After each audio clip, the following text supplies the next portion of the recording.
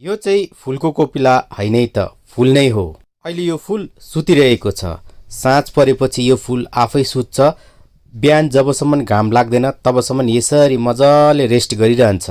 जस्तो बिस्तारो घाम लाग्न थाल्छ त्यस्तै यो फुलहरू पनि यसरी उठ्न थाल्छ, खोलिन थाल्छ। घाम मजाले लागिसकेपछि चाहिँ यो फुलहरू पनि मजाले यसरी फक्रिन्छ र मजाले फुलिरहन्छ ढकमक्क। हेर्नुहोस् न, एकदमै सुन्दर सुन्दर कलरमा फुल्छ। यो चाहिँ आइस प्लान्टको फुलहरू हो। फेरि घाम गएपछि यो फुलहरू आफै बन्द भएर सुत्नु थाल्छ। मलाई चाहिँ धेरै मनपर्छ यो फुल। यसको पातहरूमा चाहिँ हिउँको थोपा झरेको जस्तो देखिन्छ, शीतको थोपा बसेको जस्तो देखिन्छ मजाले।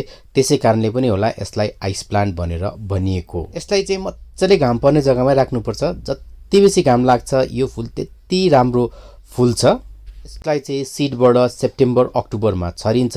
यसको बिरुवाहरू चाहिँ नोभेम्बरमा रोपिन्छ र फेब्रुअरीदेखि चाहिँ यसमा अलिअलि फुलहरू फुल्नु सुरु गर्छ।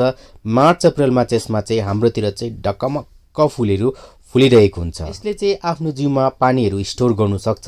त्यसै कारणले अरू सिजन फुलहरूलाई भन्दाखेरि चाहिँ यसलाई चाहिँ अलिकति कम्ती पानी दिएकै राम्रो। धेरै फुल फुल्छ त्यसै कारणले यसलाई खाना पनि राम्रो दिनुपर्छ। जसरी हामीले अरू फुललाई चाहिँ पिनाको पानी दिन्छ 15 दिनमा एकचोटि, यसलाई पनि मजाले पिनाको पानी दिँदाखेरि केही पनि हान्ती हुँदैन। पिन्चिङ गर्नु परेन, आफै ब्रान्चिङ भएर यसमा धेरै फुल फुल्छ एकदमै बेसी।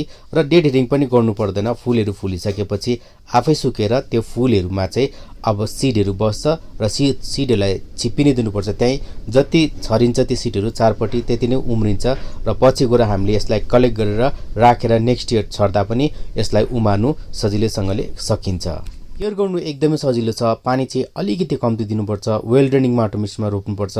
8 इन्चीको गमलामा रोप्नुपर्छ र दिनभरि घाम पर्ने जग्गामा राख्नुपर्छ। तपाईँहरूलाई आइस प्लान्ट मनपर्छ कि मन पर्दैन कमेन्ट गरेर अवश्य बताउनु होला।